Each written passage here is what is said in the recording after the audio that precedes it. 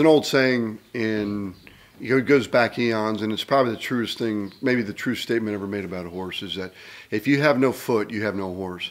What that really all melts down to is quite simply that you can have everything else perfect, but it takes into consideration the one basic thing: the horse has to have a foundation. His foundation is what he stands over. It's what he exists over on a daily basis. If he is compromised there, then he can't perform.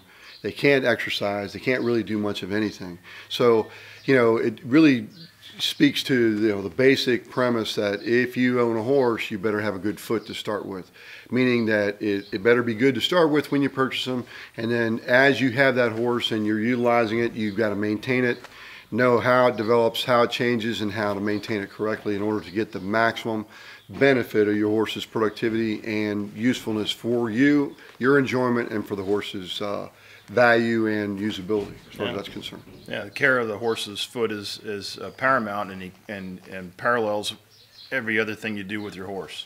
And as a trainer myself, I mean, that's the first thing I went to every day when I looked at my horses was check their foot. From structurally to see if they had any heat in there, to see if they were shod properly. That was really my go-to spot pretty much every day. Balance, cleaning.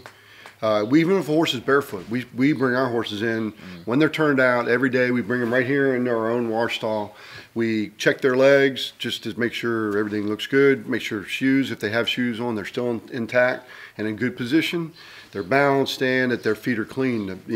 Because if there's a layer of mud or debris on top of that foot, you can't see what's underneath of it. So we clean them out, look at them, wash them up, dry them up, and then if it's horses that need their feet addressed, we put hoof packing in them. If it's a horse that's got a problem, we address the problem locally, whatever, and then we put them away that way every day. And it's a very religious, event here at this barn, in my barn, because I'm a firm believer that if you have no foot, you have no horse.